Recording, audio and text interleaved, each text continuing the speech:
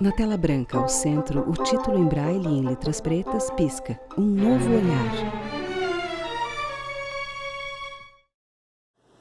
Olá pessoal, eu sou Renata Silêncio, sou uma mulher negra, tenho meus cabelos pretos, cacheados na altura dos ombros, estou usando uma blusa branca de mangas compridas e sobre ela um casaco branco e estou usando argolas prateadas e um batonzinho vermelho. Eu sou professora do Instituto Federal do Rio de Janeiro, no bacharelado em Produção Cultural e na pós-graduação em Linguagens Artísticas, Cultura e Educação. Hoje nós vamos falar um pouquinho sobre acessibilidade cultural. A minha formação, a graduação no caso, eu sou bacharel pela UF em Produção Cultural. Fiz uma especialização na Fundação Getúlio Vargas, na área de turismo. Mas a minha grande paixão, a minha grande descoberta aconteceu quando eu tive acesso à especialização em acessibilidade cultural, que foi promovida em parceria com o Ministério da Cultura e a Universidade Federal do Rio de Janeiro, a UFRJ, no qual eu me formei, me especializei nesta área. Bom, falar um pouquinho sobre isso. Na minha formação, na época, na UF, quando eu fiz estágio, na Funarte, dentre outros lugares também que eu fiz estágio, já tem um tempinho,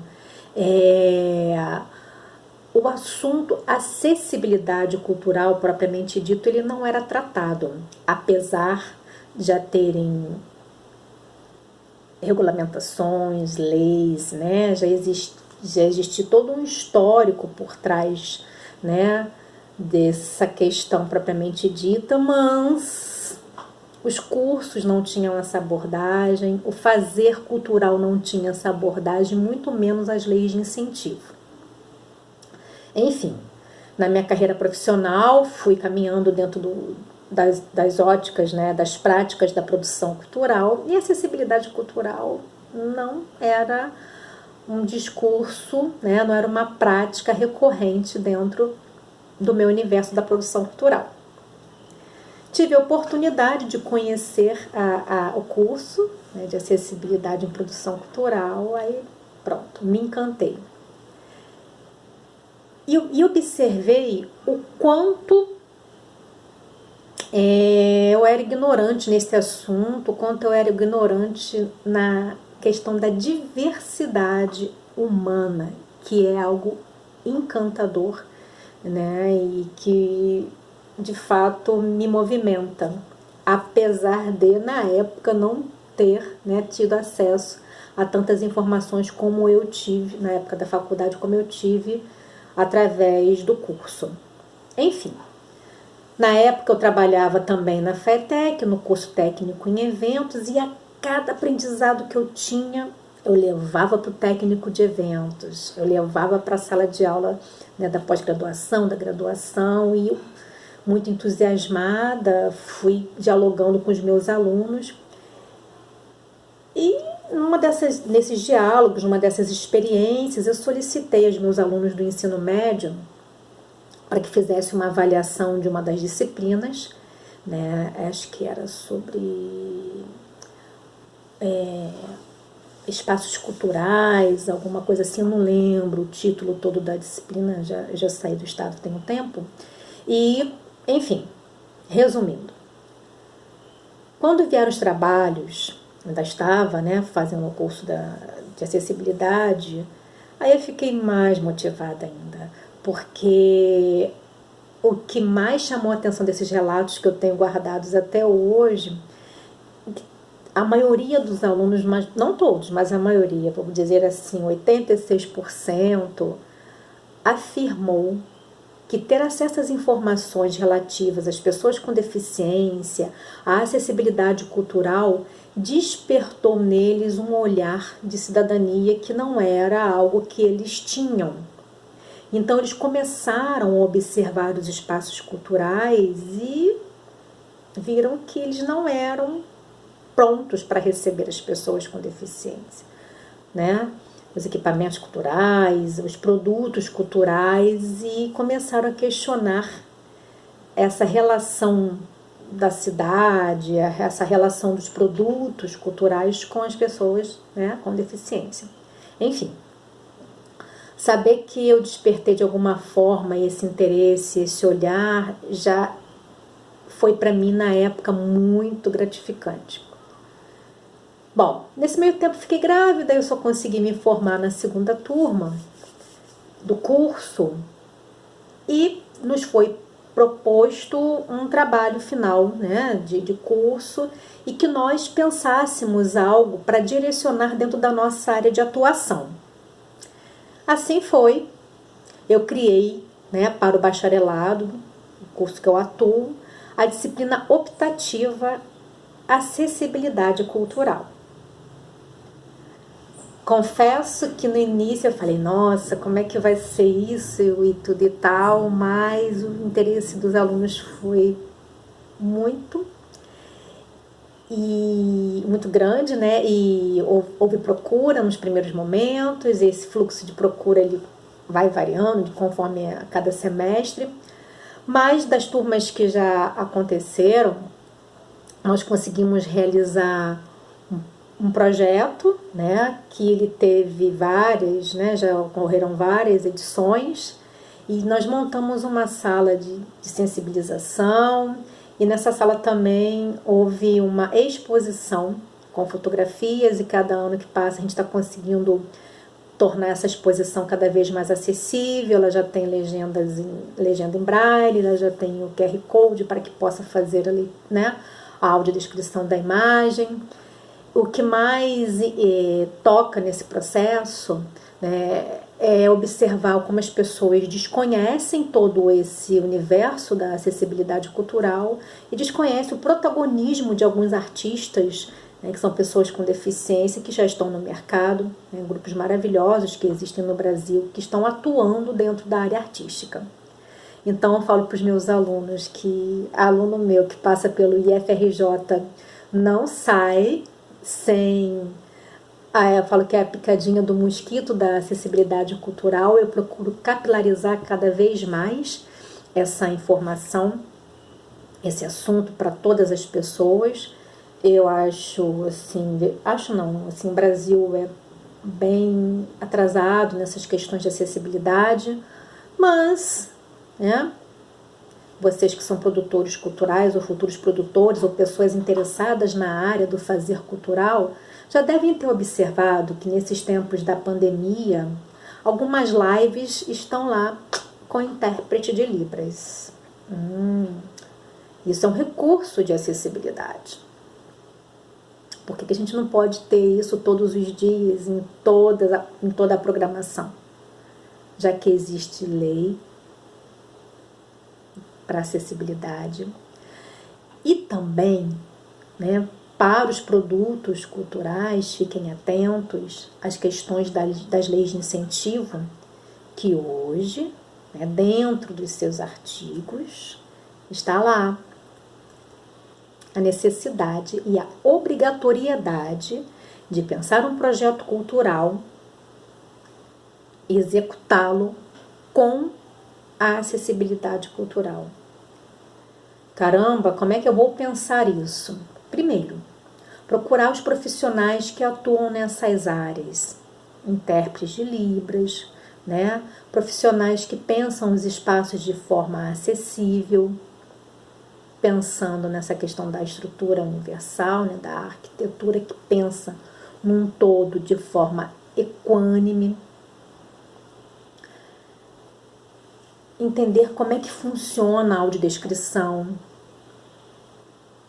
né? Nós já temos programas na TV aberta, né? Ou na TV por assinatura que tem o recurso da audiodescrição.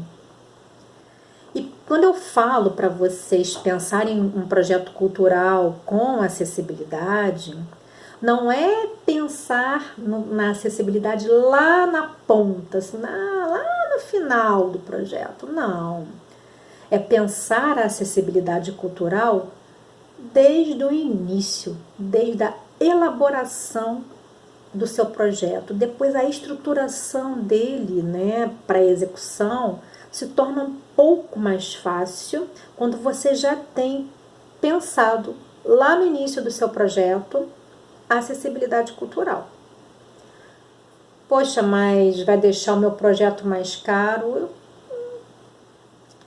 Eu não sei qual é o problema em relação a isso.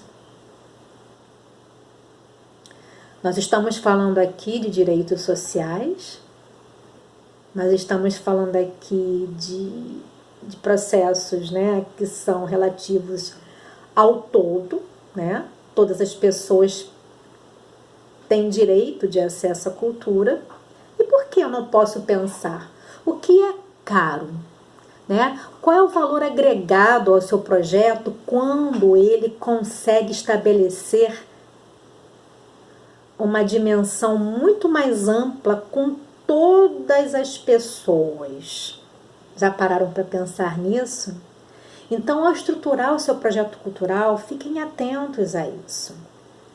Observem, né, como vocês podem pensar esse projeto, que recursos vocês podem utilizar. Procurem os profissionais especializados na área para que possam auxiliar na construção do seu projeto cultural. O mais importante, o avaliador desses recursos de acessibilidade, pense nisso. É bom que seja uma pessoa com deficiência, pois teremos um lugar de fala. E isso ajuda muito a qualificar o seu projeto em relação aos recursos de acessibilidade. Então fiquem atentos, não é só mais uma rampa que vocês precisam pensar para que a pessoa com mobilidade reduzida possa ter acesso ao espaço.